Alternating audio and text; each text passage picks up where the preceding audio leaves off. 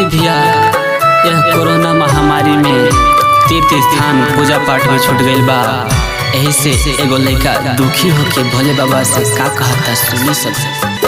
पढ़ गइल बाटे बाबा कोरोना बीमारी, पढ़ गइल बाटे बाबा कोरोना बीमारी।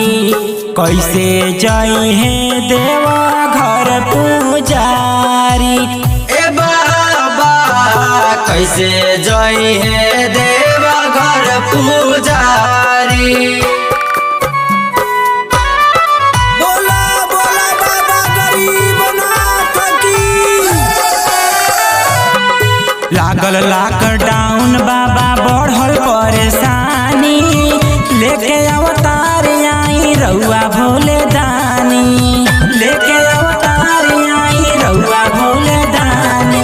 लागल लॉकडाउन बाबा बढ़ल परेशानी, लेके अवतार आई रउआ भोले दानी। हवे निरदई चीन देशवाए बाबा, हवे निरदई चीन देशवाए बाबा।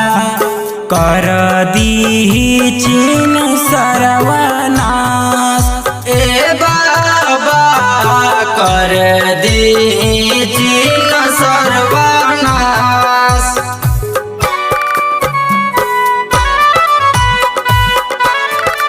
प्रेम से बोलो देवघर वाले बाबा की।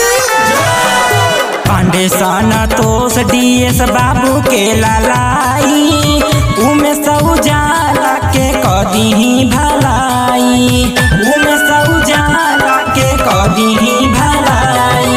पांडे संतोष डीएस बाबू के लालाई, उमे सौजाला के कदीही भलाई। उमा शंकर बादल राउर सेवा काए बाबा, उमा शंकर बादल राउर सेवा काए बाबा।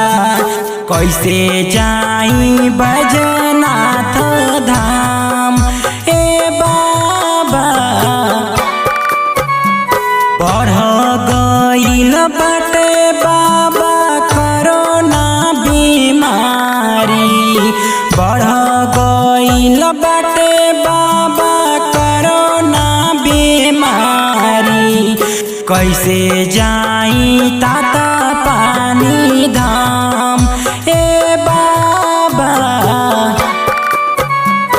बढ़ गइल बाटे बाबा कोरोना बीमारी, बढ़ गइल बाटे बाबा कोरोना बीमारी।